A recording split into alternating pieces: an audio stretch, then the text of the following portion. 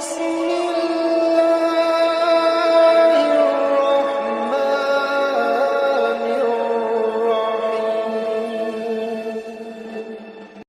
Pranoto Mongso itu juga bukan karena saya ngerti Pak Harto, ya enggak.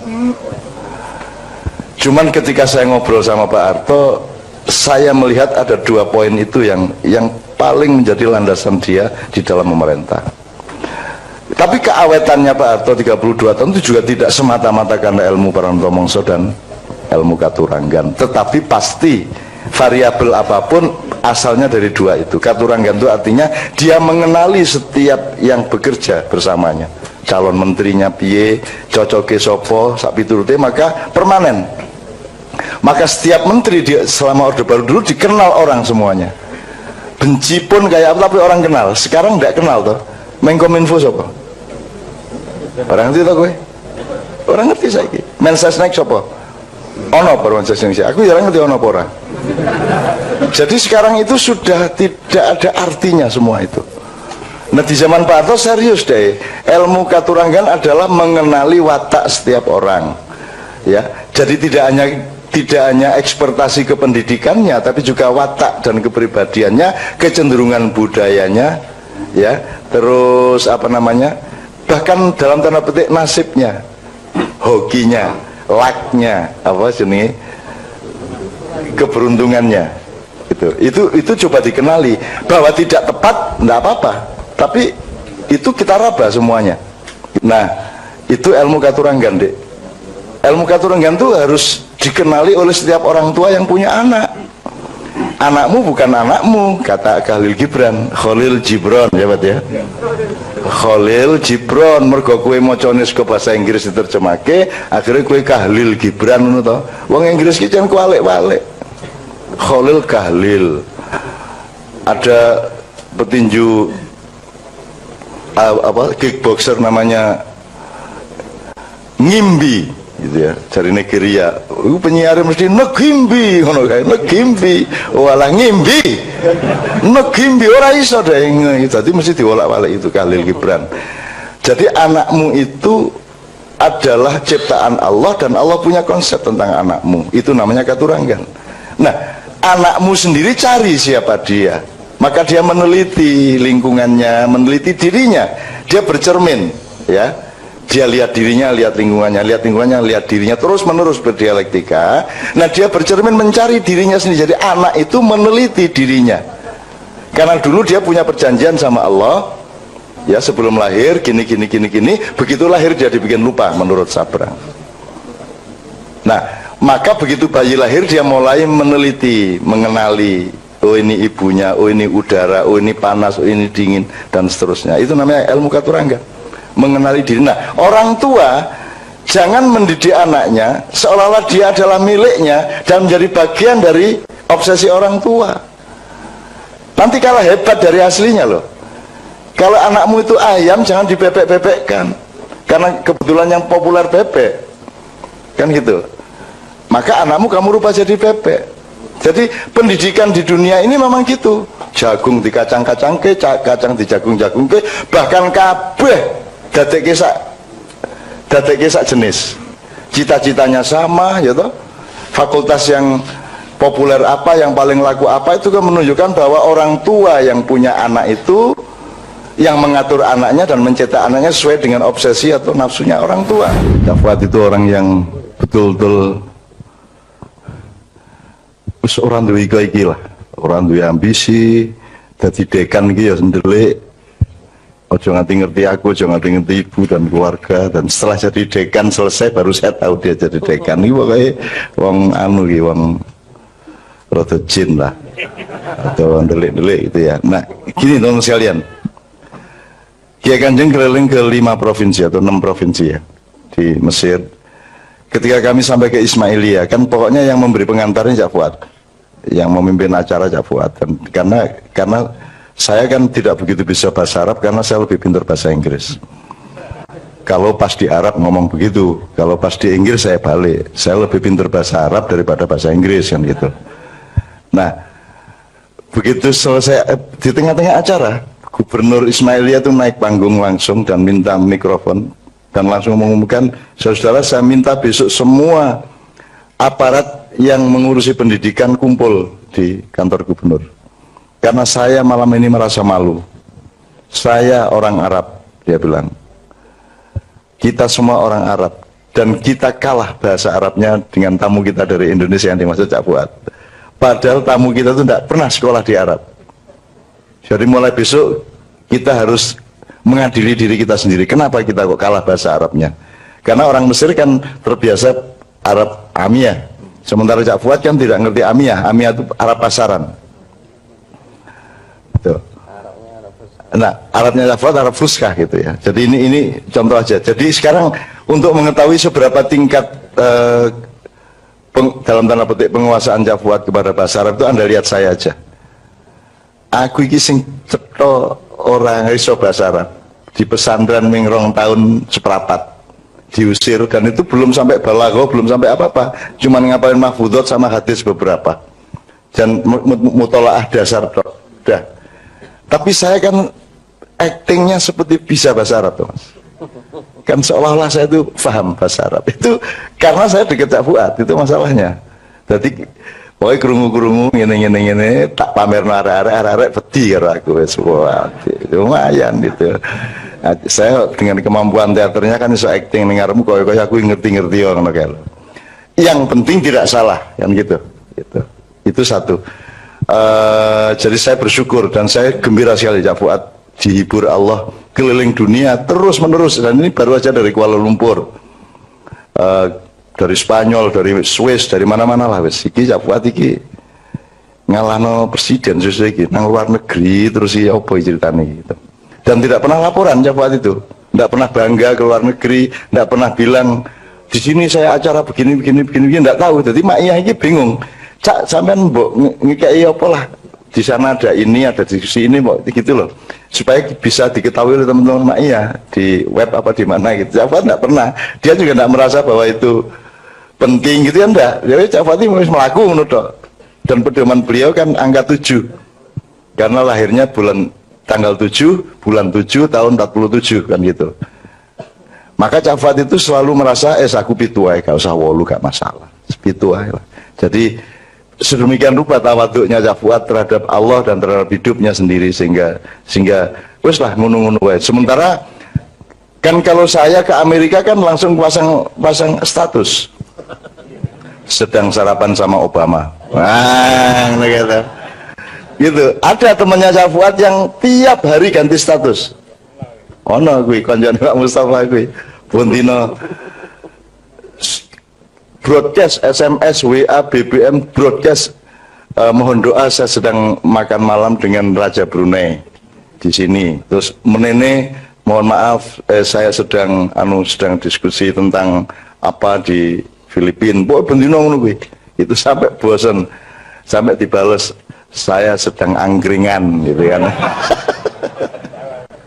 Ya, Mustafa kuwi entuk ta broadcast itu. Ya enggak apa-apa, tapi setiap orang kan membutuhkan kehidupan. Ada orang yang mati kalau tidak pamer apa yang dilakukannya. Jadi sudah enggak apa-apa. Nah, saya jawab asbabun nuzulnya tadi Mbak ya. Saya lebih tidak tahu dari Cak Fuad. Tapi saya berharap itu tidak ada asbabun nuzulnya. Dan saya yakin tidak ada. Wis ngono ae. Yakin kan enggak salah. Nek memastikan tidak, nah itu baru salah. Yakin kan itu. Dan berharap minimum, harap salah apa aku? Yakin kok. Oh, bojoku ya ayu tenan, padahal itu cetha ora. Ini kok yakin ora apa-apa toh? Kok guyu bojone elek mesti iki. Maksud saya gini, Mbak. Mindset atau dasar firman itu bukan kasus-kasus empiris. Jadi asal-usulnya Allah berfirman itu karena dia mengatur kita, maka dia berfirman. Ada masalah apa tidak ada masalah? Maka yang ada asbabun nuzulnya itu kan hanya sebagian. Mungkin nggak ada 30%. Nggak ada 30%. Yang asal-usulnya dari peristiwa. Nabi Muhammad ngalamin ini, terus Allah kasih firman. Gitu ya. Tapi yang katakanlah yang 70% enggak. Yes, Allah mau kok. Asbabun nuzulnya ya Allah sendiri, karena Allah mau gitu loh. Jadi menurut saya in kuntum tuhibbunallah tadi ya, saya lebih senang kalau tidak ada asbabun nuzulnya. Jadi Allah tidak reaktif. Kalau asbabun nuzul kan Allah reaktif. Misalnya At-Thaqafah Al-Madaniyah, ya. Piagam Madinah itu lahirnya semua pakai asbabun nuzul dalam tanda petik ya, asbabul wurud ya, Pak ya. Ada bentrok, rembuk, perjanjian, bentrok, rembuk, perjanjian. Ada masalah, rembuk, perjanjian sampai 47 pasal. Tapi semua berasal dari bentrok. Kalau Allah ya memang mau berfirman, tidak usah asbabun nuzul gitu loh. Nah, asbabun nuzul ini jangan jadi hantu juga teman-teman sekalian. Upama kowe ora ngerti asbabun nuzul ya ora apa-apa. Apa kowe tuku soto kudu nyelidiki iki sing dodol soto jenenge sapa, agamane apa, kecambahe kulak ning ndi. Terus iki mangkok tuku ning Praga apa ning endi. Lah mati ora iso mangan kowe. Nek kowe nang warung dengan tafsir, nang warung tadabbur aja. Sing penting sehat pora, seger pora, sedep pora, margi pora, sehat pora kan ngono wae. Bah asal usulnya ra mudeng. Begitu juga kepada Al-Qur'an. Boleh Anda begitu. Tidak harus mengerti segala macamnya. Anggut toh ahli tafsir juga tidak akan pernah bisa menafsirkan alif lam mim. Alif lam mim selalu diterjemahkan hanya Allah yang tahu. Ngono ta? Ya seru aku hanya Allah yang tahu. Wis mesti ae. Lah apa kate ahli tafsir barang nek ngono bicara.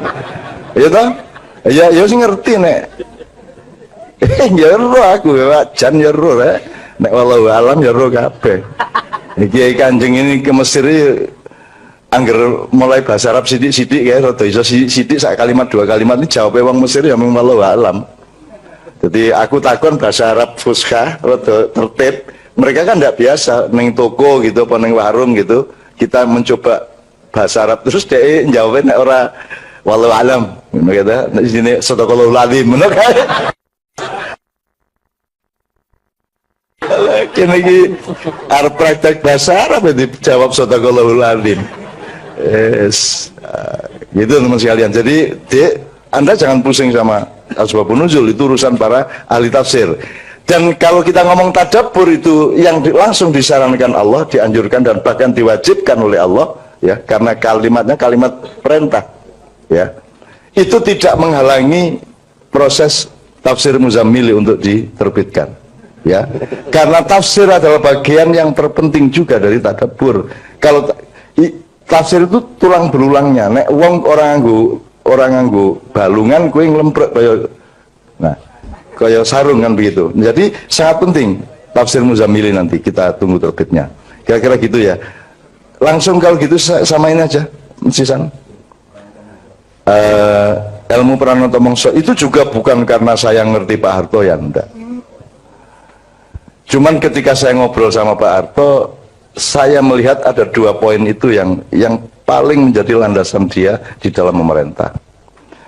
Tapi keawetannya Pak Harto 32 tahun itu juga tidak semata-mata karena ilmu Pranoto Mongso dan ilmu Katuranggan, tetapi pasti variabel apapun asalnya dari dua itu. Katuranggan itu artinya dia mengenali setiap yang bekerja bersamanya, calon menterinya piye, cocoke sopo, sak piturute, maka permanen.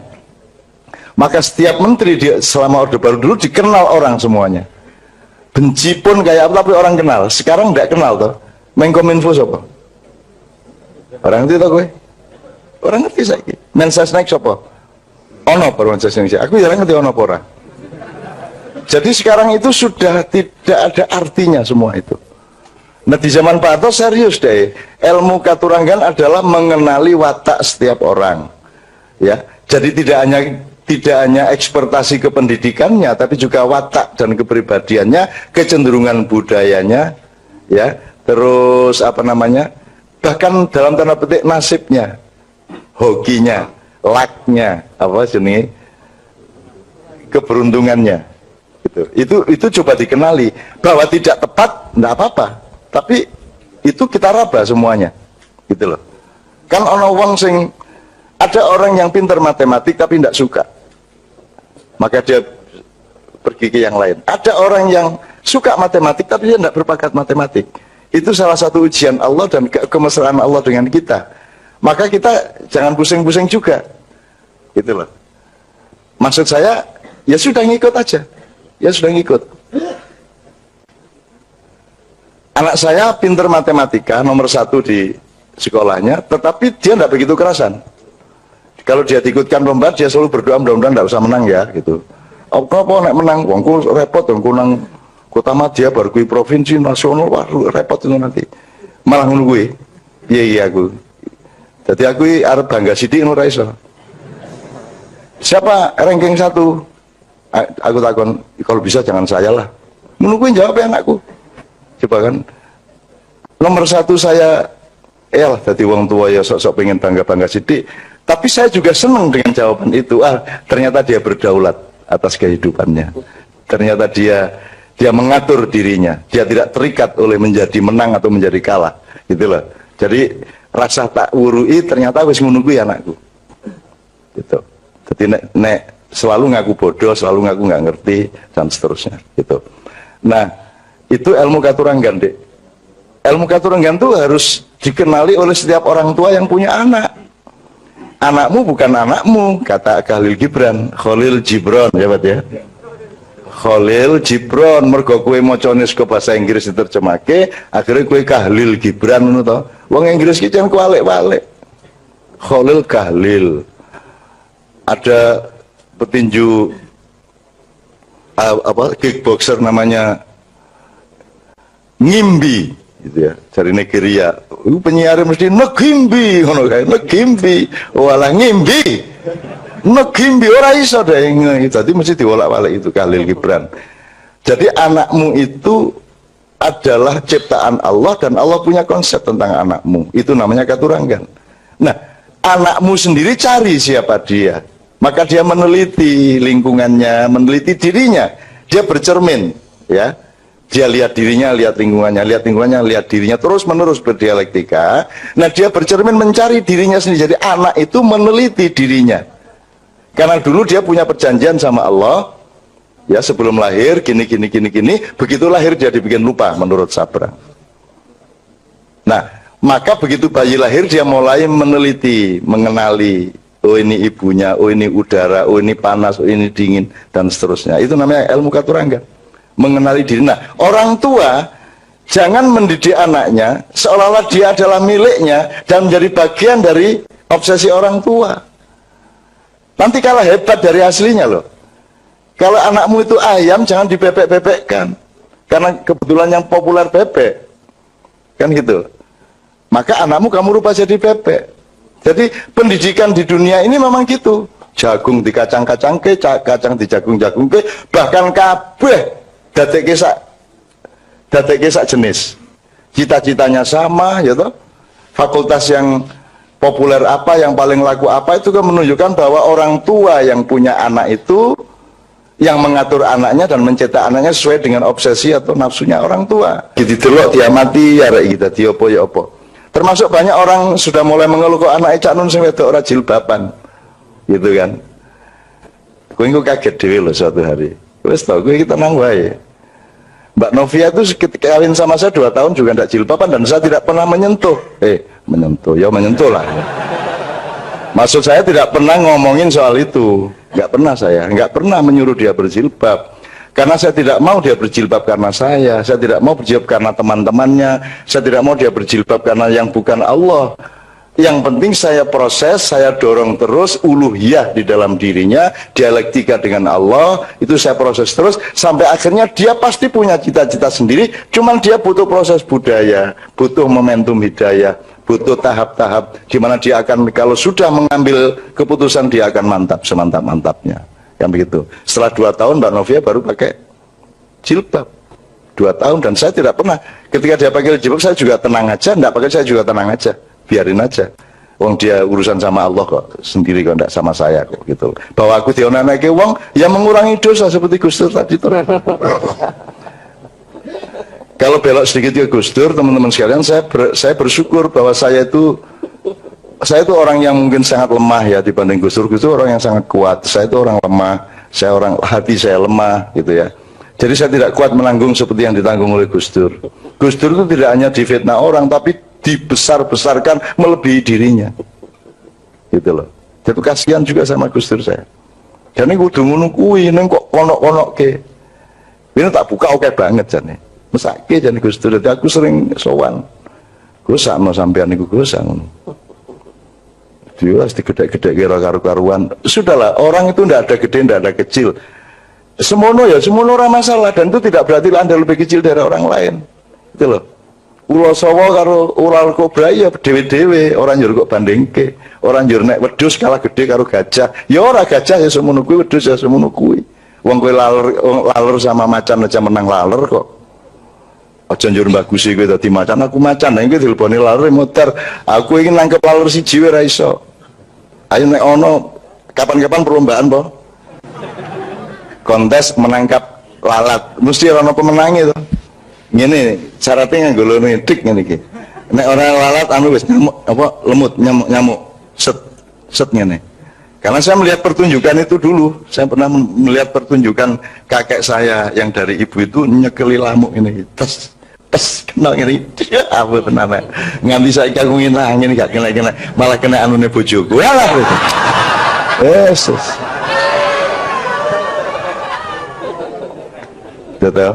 Aku ngomong saru tapi hasilnya seneng banget. Yang penting apa yang keluar dari dubur atau dari knalpot itu yang menunjukkan mesin itu sehat apa tidak. Oke ya. Terus ilmu katuranggan sudah. Terus Pranoto Mongso itu sebenarnya angon kahanan deh. Itu mongso itu kan musim. Yang dimaksud musim itu Anda ikut musim apa Anda mengendalikan musim? Lah Pak Harto mengendalikan musim. Setiap presiden sebenarnya berada pada posisi mengendalikan musim. Dia yang bikin musim. Atau yang alamiah, karena misalnya alur sejarah dan dinamika budaya manusia itu kan ada yang tidak bisa kita bantah, tidak bisa kita apa-apain. Ini manusia sedang begini, sedang begitu, sedang senang begini, sedang senang begitu. Anda lihat musik aja nanti bareng ini baling ini meneh baling ini. Mode rambut loh mas, mode rambut itu kan dari tahun ke tahun itu nanti balik loh. Itu nanti balik kita. Jadi siklusnya kalau rambut itu katakanlah 30 tahun. Kalau musik bisa 50 tahun. Jadi pada tahun ke-50 dia balik ke seperti 50 tahun sebelumnya. Itu yang namanya Pranoto Mongso. Kita mengenali siklus alam dalam kebudayaan, siklus kebudayaan di dalam politik. Nah, karena Anda harus mengambil keputusan-keputusan politik, maka Anda harus mengenali siklus budaya, siklus alam dan seterusnya. Nah, itu yang disebut Pranoto Mongso. Nah, ini tidak harus baik. Maksud saya, ilmu katuranggan bisa untuk keburukan, juga bisa untuk kebaikan. Pranoto Mongso juga bisa untuk baik, bisa untuk buruk. Sekarang ini pemegang katuranggan dan Pranoto Mongso bukan presiden. Presiden tidak punya 100% kuasa seperti Pak Harto. Kalau Pak Harto dulu betul-betul dia yang menentukan. Gitu loh. Mungkin jadi tahu banget nganti esok. Jadi kira-kira seperti itu. Pertanyaan terakhir Pak Muzamil barangkali apa? Yang terakhir tadi itu yang tentang dermawan. Oh, dermawan. Oh ya. Baik, terima kasih. Tapi ini saya hanya karena saya pegang apa ini? Komputer, apa ini?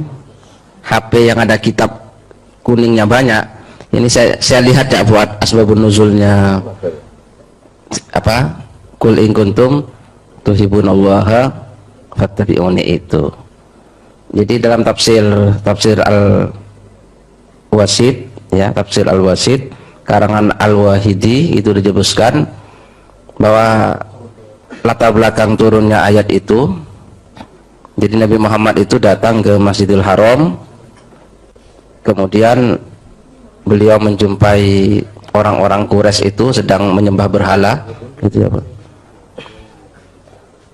Lalu Nabi bilang, kalian telah apa menyimpang dari milahnya leluhur kalian yaitu Ibrahim, karena Nabi Ibrahim itu ajarannya tauhid.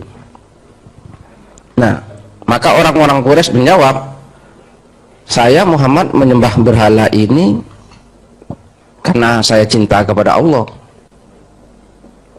Gitu. Itu jawaban orang Quraisy. Maka turunlah ayat qul in kuntum tuhibbunallaha fattabi'uni. Katakanlah Muhammad, jika kalian benar-benar mencintai Allah, maka ikutilah aku, yaitu Nabi Muhammad. Itu di situ begitu ya asbabun nuzulnya. Tapi ada dua pendapat. Pendapat kedua di situ disebutkan orang Yahudi. Jadi orang Yahudi mengaku sebagai anaknya Allah, abna Allah wa ahibbahu, dan orang-orang yang dicintai dan mencintai Allah, tapi tidak mau beriman kepada Nabi Muhammad. Maka turunlah ayat itu. Jadi ada dua pendapat tentang asbabun nuzul itu. Tapi ini teman-teman semua yang sangat menarik ini. Bukan berarti saya kok lebih tahu daripada Cak Fuad gitu ya. Ini karena saya pegang apa? Pegang hidup kuning gitu ya. Nah, ini yang menarik, ini pelajaran yang sangat berarti dari Cak Fuad gitu ya. Jadi saya ini luar biasa Cak Fuad ini. Itulah. Gini, saya Cak Fuad ini kalau dulu ini Imam Malik gitu ya. Sebenarnya Cak Fuad saya yakin bukan karena tidak tahu ya. Gitu ya. Tapi beliau meniru Imam Malik. Imam Malik itu kan paling alimnya ulama Madinah gitu ya. Imam Malik itu sering kalau ditanya bilang nggak tahu. Nah coba, saya nggak tahu. Maksudnya Imam Malik itu mengajari orang supaya orang itu meskipun tahu tidak merasa tahu. Gitu loh. Saya kira Cak Fuad bukan nggak tahu, hanya Cak Fuad meniru Imam Malik. Gitu ya. Gitu ya. Lalu Imam Malik sering didatangi orang, ditanya, nggak tahu, kamu tanya sama orang lain saja. Nah, gitu loh. Bahkan pernah satu saat Imam Malik itu ditanya oleh orang 48 pertanyaan. Coba bayangkan. Akhirnya Imam Malik menjawab berapa? Apa dijawab semua? Ternyata yang dijawab hanya berapa? 48 ya. Yang dijawab hanya 16. Sisanya berapa? 32 Imam Malik bilang tidak tahu. Itu bagaimana Imam Malik? Saya tidak tahu yang 32 itu. Nah bayangkan seorang alimnya seperti Imam Malik menjawab tidak tahu. Nah itu saya kira Cak Fuad gitu ya, bukan tidak tahu beliau gitu ya, tapi meniru Imam Malik gitu ya. Dan Imam Malik seperti itu. Nah, jadi besok kalau sampai tanya sama saya jawab tidak tahu juga, berarti saya niru Imam Malik juga. Nah, itu nah, Imam Malik ini, Imam Malik bin Anas al-Maliki itu. Ya begini masalah kedermawanan itu, apa kedermawanan? Ya memang yang disebut dermawan itu bukan karena memberi untuk mendapatkan yang lebih. Iya. Termasuk tidak apa ya, memberi kesempatan kepada orang lain, itu kedermawanan gitu ya. Al-isar itu mengalah itu orang yang dermawan. Jadi kalau sampean antri gitu ya, terus karena melihat ada ibu-ibu atau siapa yang lebih berhak lebih dulu dari sampean nggak usah ngasih uang sama dia kan, tapi sampean mengalah, oh ya sudah lebih dulu, itu juga bagian. Terus sampean kalau dermawan juga kalau naik mobil pelan biar yang lain nyalip semua. Nah itu dermawan juga itu. Ini lebih terburu-buru daripada saya. Nah itu juga dermawan. Jadi itu mengalah itu juga dermawan. Jadi tidak harus dengan memberi. Oke, kalau urusan dermawan dan sedekah Pak Mustafa orangnya gitu ya. Karena memang Pak Mustafa yang paling banyak bersedekah kepada kita, memberikan apa saja, dan kita cukup dengan bermodalkan pendengaran yang tajam. Sebelum Pak Mus, saya nyambungkan dengan beberapa diskusi teman-teman di Nahdlatul Muhammadiyin malam Kamis kemarin, diskusi yang ke-245. Ada kaitannya dengan apa yang kita perbincangkan malam hari ini. Teman-teman kemarin diskusinya tentang dilarang istiqomah di sembarang tempat gitu ya. Kita kemarin menangkap bahwa ada gejala saat ini gagal move on atau statis atau mandek itu dianggap sebagai bentuk istiqomah gitu. Sehingga yang seharusnya bukan harga mati diharga matikan, yang seharusnya itu bisa lebih dinamis dan menemukan bentuk baru yang lebih tepat justru dimampatkan atau dimandekkan gitu. Teman-teman kemarin menyimpulkan bahwa jalan yang dirintis atau dibuat oleh para pendahulu kita atau para ulama, entah para leluhur dan lain sebagainya untuk menuju ke Allah itu sudah diketahui dan dipelajari oleh musuh-musuh Islam, sehingga di sepanjang jalan itu dipasang jebakan-jebakan, dibuat jalan-jalan palsu, sehingga kita kesulitan untuk menemukan jalan yang sesungguhnya dibuat itu. Maka disitulah yang disebut dengan istiqomah untuk tetap berijtihad, istiqomah untuk tetap mencari sesuai dengan kedaulatan kita, dengan cinta itu. Maka apapun yang saat ini sepertinya sudah matang dan sudah mandek, membuka ruang kemungkinan bagi kita untuk menemukan sesuatu yang baru, terus untuk mencari yang baru, dan itu bukan berarti tidak istiqomah.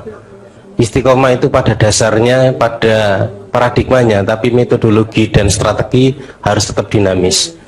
Bahwa seorang penjual nasi goreng itu kalau tidak laku dagangannya, dia bisa beralih untuk jualan telur atau bisa buka bengkel sepeda gitu. Itu strategi.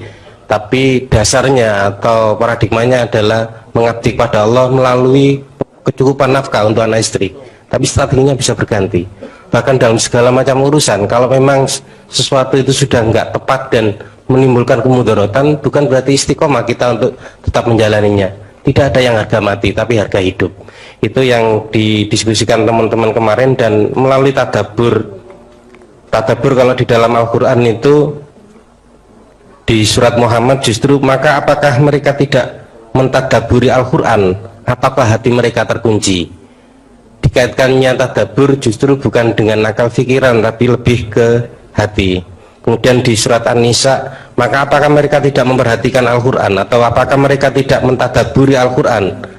Kalau kiranya Al-Quran itu bukan dari sisi Allah, tentulah mereka mendapat pertentangan yang banyak di dalamnya. Kita bisa lebih dalam menggali tentang makna tadabbur, tapi sebelumnya kita dengarkan dulu Oke, teman-teman sekalian, Cak Fuad sama saya tadi benar-benar tidak tahu, bukan karena bergaya Imam Malik ya. Jadi, dan tidak ada masalah, tidak tahu itu tidak ada masalah. Kalau tahu itu tidak usah bangga, dan tidak tahu tidak usah minder. Kabeh wong ono ngertine, ono orang ngertine. Jadi kita tetap seimbang-seimbang saja. Dan Cak Fuad tidak sedang menerapkan itu metode akhlak ya, pendidikan akhlaknya Imam Malik. Kan kalau Imam Malik itu kita anggap itu yang terbaik, berarti Imam Syafi'i jadi jelek kan gitu. Karena Imam Syafi'i kan ngasih tahu terus, jawab terus gitu. Jadi semua itu kita hormati, kita semua kita tadaburi. Kita tadaburi artinya pokoknya semua bermanfaat untuk kita, apa saja. Teman-teman sekalian, saya bilang sama Mas Haryanto, kita ini sedang berada pada situasi agak salah tingkah saya ini, dalam arti Allah ini memberi rahmat ilmu yang luar biasa kepada Ma'iyah, dan beberapa bulan terakhir itu progresi hidayah Allah itu luar biasa, bikin kita kewalahan. Kalau istilahnya Mas Haryanto, iki orang mengadus iki diancep-ancep neng kali gitu. Jadi kita itu habis-habisan. Saya tidak melihat itu sebagai kebanggaan Ma'iyah dan kita. Saya melihat itu sebagai tanda bahwa insya Allah akan diselamatkan kok oleh Allah. Segala macam yang kita cemaskan di luar Ma'iyah itu insya Allah kok enggak akan terjadi kok seperti yang kita cemaskan, enggak kok. Wis tonggo ono dalane dhewe, dan rahasia Allah ini kan pelan-pelan juga akan beliau kuatkan. Jadi Bapak sekalian, ibu-ibu, anak-anakku semua, cucu-cucu, mari kita terus bertadabbur dan melakukan setiap kali itu kepekaan dan kesadaran untuk terus-menerus mengambil manfaat dan mensyukuri. Sebagaimana nyun sewu sedikit ini sebelum dengan Kiai Kanjeng kita do Gusti bareng-bareng ya, do Gusti bareng-bareng. Saya Padang Bulan pernah kedatangan Prabu Brawijaya 3 kali. Jadi orang yang merasa dirinya Prabu Brawijaya dengan pengiringnya, dan itu saya terima dan kita ajak naik dan kita kasih peluang untuk berbicara. Saya dapat tamu di Gatibiro macam-macam. Jadi saya cuma melihatnya begini, semua orang itu penuh cinta kepada bangsanya, kepada rakyatnya. Terus mereka mencari cara untuk ikut menyelamatkannya gitu. Kalau kita ngomong kedermawanan, saya melihat Ma'iyah ini sedekah untuk Indonesia. Sebab kita kan tidak punya kewajiban. Kalau zakat wajib, sholat 5 waktu wajib, tapi ini sholat sunat toh. Maka sholat sunat itu berfungsi sedekah dalam tanda petik kalau dia kepada manusia. Kan ma'iyah tidak harus ada. Dan kita juga tidak harus bantu apa-apa ke Indonesia, wong kita sudah bayar orang untuk ngurusi Indonesia. Nah, kita kan tidak ikut bertanggung jawab secara hukum matrik 5-nya Islam itu. Tapi kita mau melakukan seperti ini. Bahkan yang berkewajiban sendiri tidak pernah berinteraksi dengan rakyat seperti ini. Padahal dia dibayar untuk itu, tapi tidak pernah. Dan alhamdulillah ini merupakan sodako kita. Maneges Kudro itu bagi saya sodakonya luar biasa. Kedaulatan dan kemandiriannya luar biasa, karena sampai hari ini saya belum pernah datang ke sana dan mereka tidak tergantung sama saya. Bahkan yang masih baru seperti Juguran Syafaat saya pernah datang sekali, tapi ke Maneges Kudro saya belum pernah toh. Belum ya Mas? Iya, belum pernah. Dan Anda tidak peduli saya datang apa tidak, karena Anda mengerti apa yang seharusnya dan apa yang tidak harus, kan begitu. Jadi menurut saya itu sodako. Jadi teruskan Maneges itu sebagai sodako Anda kepada rakyat, kepada Indonesia, kepada bangsa, kepada semua. Sebab Anda tidak berkewajiban, dan nilai Anda bermaneges Kudro itu lebih tinggi daripada orang bikin parpol yang dikasih biaya pemerintah, yang tujuannya juga mengambil dan meminta. Sementara ma'iyah itu tidak pernah ngambil apa-apa, tidak pernah minta apa-apa, tidak pernah nuntut apa-apa. Dan itu juga yang disebut Mas Haryanto tadi, itu sebuah jenis sodako. Jadi kue orang nyolong itu sodako loh Mas. Jadi aku ini bendino menikmati ganjaran oke banget. Turu ya untuk ganjaran rasanya hatiku loh ya, muga-muga bener. Kok lagi maya ini Jakarta do nyolong aku turu ya. Apa itu gue? Jadi tidak apa-apa, tidak ngapa-ngapain pun kita bersodako sebenarnya. Kalau kita perluas makna sodako itu. Jadi bukan hanya memberi, tidak mengambil itu pun sodako. Gue iso nyolong ora kok colong. Gitu ya. Mungkin itu bukan sodako, tapi posisi seperti sodako. Saya tidak pernah memakai akses saya, hak saya, eksistensinya tidak pernah saya pakai. Semua tidak saya pakai. Saya tidak minta, tidak tagih, tidak ambil, gitu. Jadi teman-teman sekalian, mudah-mudahan Allah memuliakan Anda semua. Dan yang terpenting bukan Anda menjadi mulia, yang terpenting adalah anak-anakmu akan dimuliakan Allah. Anak-anakmu akan dimudahkan oleh Allah hidupnya. Cucu-cucumu akan diberkahi oleh Allah. Dan itu sebenarnya cita-cita yang utama dibanding cita-cita kita mengenai diri kita sendiri. Kalau kita kan tidak penting-penting amat. Nah, anakmu kan penting banget, putumu penting banget. Jadi mudah-mudahan ono bocah SMP kelas 1 melu ma'ian nganti jam 4 itu muga-muga sesuk ya sabar karo gurune, sebab dia mesti cerdas terus kepingin bantah terus, dan ojo bantah-bantah. Wis ora apa-apa, selesaikan sekolah sebaik-baiknya dan patulah kepada guru selama di sekolahan, bahwa gue bantah engko nek wis bar sekolah wae. Selama sekolah taatlah, enggak apa-apa sampai Anda jadi sarjana, supaya ibu Anda senang, bapak Anda senang. Tidak usah menerapkan semua kehebatan Anda di kampus, karena kampus itu tempat bukan untuk mencari ilmu, tetapi tempat untuk menyenangkan orang tua Anda. Ngono ceritane ngono iku. Ngono nek aku jadi ben cepet lulus kowe iki. Gitu. Oke, teman-teman sekalian,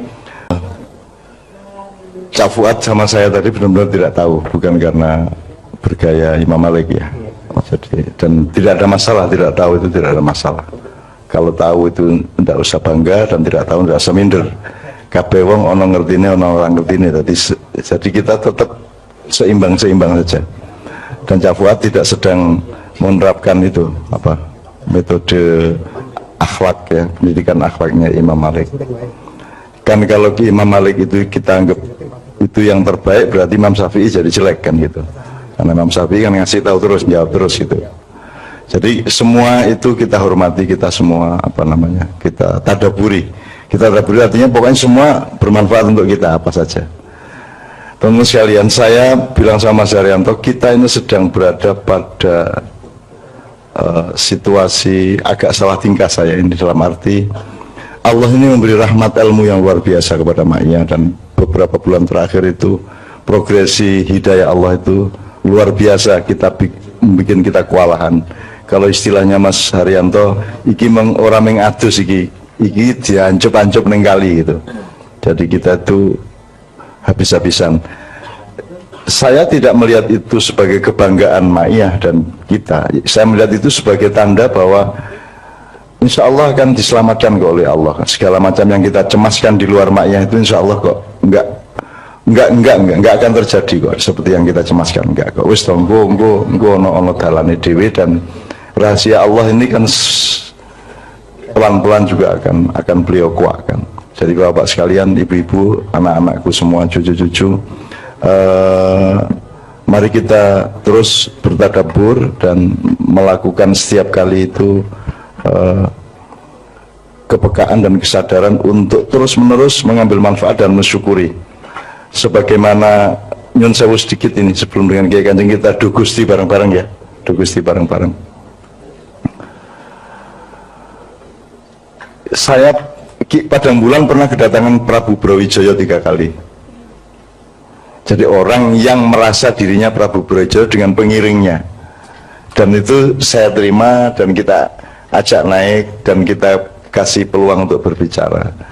Saya dapat tamu di Gatibiro macam-macam. Jadi saya cuma melihatnya begini, semua orang itu penuh cinta kepada bangsanya, kepada rakyatnya. Terus mereka mencari cara untuk ikut menyelamatkannya. Gitu. Kalau kita ngomong kedermawanan, saya melihat maknya ini sodako untuk Indonesia. Sebab kita kan tidak punya kewajiban. Kalau zakat wajib, sholat 5 waktu wajib, tapi ini sholat sunat toh. Maka sholat sunat itu berfungsi sodako dalam tanda petik kalau dia kepada manusia. Karena sama Pak Harto, saya melihat ada 2 poin itu yang paling menjadi landasan dia di dalam memerintah. Tapi keawetannya Pak Harto 32 tahun itu juga tidak semata-mata karena ilmu Parantomongso dan ilmu Katuranggan, tetapi pasti variabel apapun asalnya dari 2 itu. Katuranggan itu artinya dia mengenali setiap yang bekerja bersamanya, calon menterinya piye, cocoke sopo, sak piturute, maka permanen. Maka setiap menteri dia selama Orde Baru dulu dikenal orang semuanya. Benci pun kayak apa tapi orang kenal. Sekarang tidak kenal toh. Menkominfo sopo? Orang ngerti toh gue? Orang ngerti saiki. Mensesnek sopo? Ono per Mensesnek. Aku jarang ngerti ono apa orang. Jadi sekarang itu sudah tidak ada artinya semua itu. Nah di zaman Pak Harto serius deh, ilmu Katuranggan adalah mengenali watak setiap orang, ya. Jadi tidak hanya ekspertasi kependidikannya, tapi juga watak dan kepribadiannya, kecenderungan budayanya, ya. Terus apa namanya? Bahkan dalam tanda petik nasibnya, hokinya, lucknya, apa jenis keberuntungannya, itu coba dikenali. Bahwa tidak tepat, tidak apa-apa. Tapi itu kita raba semuanya, gitu loh. Kan ono wong sing, ada orang yang pintar matematik tapi tidak suka, maka dia pergi ke yang lain. Ada orang yang suka matematik tapi dia tidak berbakat matematik. Itu salah satu ujian Allah dan kemesraan Allah dengan kita. Maka kita jangan pusing-pusing juga, gitu loh. Maksud saya, ya sudah ngikut aja, ya sudah ngikut. Anak saya pinter matematika, nomor 1 di sekolahnya, tetapi dia tidak begitu kerasan. Kalau dia diikutkan lomba, dia selalu berdoa mudah-mudahan tidak usah menang ya, gitu. Apa nek menang, wongku repot, wongku nang Kota Madya baru kui provinsi nasional, wah repot itu nanti. Malah ngono kuwi. Iya aku. Jadi aku arep bangga sithik ngono ra iso. Siapa ranking 1? Aku takon, kalau bisa jangan saya lah. Ngono kuwi jawab anakku. Coba kan, nomor 1 saya lah jadi wong tua ya sok-sok pengen bangga-bangga sidik, tapi saya juga senang dengan jawaban itu. Ternyata dia berdaulat atas kehidupannya, ternyata dia mengatur dirinya, dia tidak terikat oleh menjadi menang atau menjadi kalah, gitu loh. Jadi rasa tak wurui ternyata wis ngono kuwi anakku, gitu. Jadi nek selalu ngaku bodoh, selalu ngaku nggak ngerti dan seterusnya, gitu. Nah itu ilmu Katuranggan, Dek. Ilmu Katuranggan itu harus dikenali oleh setiap orang tua yang punya anak. Anakmu bukan anakmu, kata Khalil Gibran, Khalil Gibran, ya Pak ya. Khalil Gibran, mergo kowe macane saka bahasa Inggris diterjemahke, akhirnya kowe Khalil Gibran ngono to. Wong Inggris ki jan kualik-walik. Khalil Kahlil. Ada petinju kickboxer namanya Ngimbi, gitu ya, dari Nigeria. Itu penyiar mesti Negimbi, ngono kae, Negimbi, walah Ngimbi, Negimbi ora iso deh, jadi mesti diwolak-walik itu Khalil Gibran. Jadi anakmu itu adalah ciptaan Allah dan Allah punya konsep tentang anakmu. Itu namanya katuranggan. Nah, anakmu sendiri cari siapa dia. Maka dia meneliti lingkungannya, meneliti dirinya. Dia bercermin, ya. Dia lihat dirinya, lihat lingkungannya, lihat dirinya, terus menerus berdialektika. Nah, dia bercermin mencari dirinya sendiri. Jadi anak itu meneliti dirinya. Karena dulu dia punya perjanjian sama Allah, ya, sebelum lahir gini. Begitu lahir dia dibikin lupa menurut Sabra. Nah, maka begitu bayi lahir dia mulai meneliti, mengenali, oh ini ibunya, oh ini udara, oh ini panas, oh ini dingin, dan seterusnya. Itu namanya ilmu katurangga, mengenali diri. Nah, orang tua jangan mendidik anaknya seolah-olah dia adalah miliknya dan menjadi bagian dari obsesi orang tua.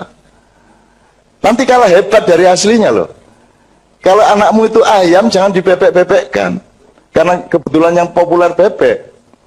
Kan gitu. Maka anakmu kamu rubah jadi bebek. Jadi pendidikan di dunia ini memang gitu. Jagung di kacang-kacang ke, kacang di jagung-jagung ke, bahkan kabeh dadekke sak jenis. Cita-citanya sama, ya toh. Fakultas yang populer apa, yang paling laku apa, itu kan menunjukkan bahwa orang tua yang punya anak itu yang mengatur anaknya dan mencetak anaknya sesuai dengan obsesi atau nafsunya orang tua. Didelok diamati arek kita diopo ya apa. Termasuk banyak orang sudah mulai mengeluh kok anake cak nun sing wedok ora jilbaban. Gitu kan. Kowe engko kaget dhewe lho suatu hari. Wis tau kowe iki tenang wae. Mbak Novia itu ketika kawin sama saya 2 tahun juga tidak jilbaban dan saya tidak pernah menyentuh. Menyentuh, ya menyentuh lah. Maksud saya tidak pernah ngomongin soal itu. Nggak pernah saya, nggak pernah menyuruh dia berjilbab. Karena saya tidak mau dia berjilbab karena saya tidak mau berjilbab karena teman-temannya, saya tidak mau dia berjilbab karena yang bukan Allah. Yang penting saya proses, saya dorong terus uluhiyah di dalam dirinya, dialektika dengan Allah, itu saya proses terus, sampai akhirnya dia pasti punya cita-cita sendiri, cuman dia butuh proses budaya, butuh momentum hidayah, butuh tahap-tahap di mana dia akan, kalau sudah mengambil keputusan dia akan mantap semantap-mantapnya, kan begitu. Setelah 2 tahun Mbak Novia baru pakai jilbab, 2 tahun, dan saya tidak pernah ketika dia pakai jilbab saya juga tenang aja, enggak pakai saya juga tenang aja, biarin aja. Wong dia urusan sama Allah kok, sendiri kok, enggak sama saya kok, gitu. Bahwa aku dionanake wong ya mengurangi dosa seperti Gus Dur tadi itu. Kalau belok sedikit ke Gus Dur, teman-teman sekalian, saya bersyukur bahwa saya itu orang yang mungkin sangat lemah ya dibanding Gus Dur. Gus Dur orang yang sangat kuat, saya itu orang lemah, hati saya lemah gitu ya. Jadi saya tidak kuat menanggung seperti yang ditanggung oleh Gus Dur. Gus Dur itu tidak hanya difitnah orang, tapi dibesar-besarkan melebihi dirinya. Gitu loh. Jadi kasihan juga sama Gus Dur saya. Dan ini kudu ngono kuwi, ning kok onok-onok ke. Ini tak buka oke banget jane. Mesake jane Gus Dur, dadi aku sering sowan. Gus sakno sampean niku Gus ngono. Dia digedek-gedek kira karu-karuan. Sudahlah, orang itu tidak ada gede, tidak ada kecil. Semono ya, semono ora masalah, dan itu tidak berarti Anda lebih kecil dari orang lain. Itu loh. Ulo Sawa karo ular kobra ya dewe-dewe, orang njur kok bandingke. Orang njur nek wedhus kalah gede karo gajah. Ya ora, gajah ya semono kuwi, wedhus ya semono kuwi.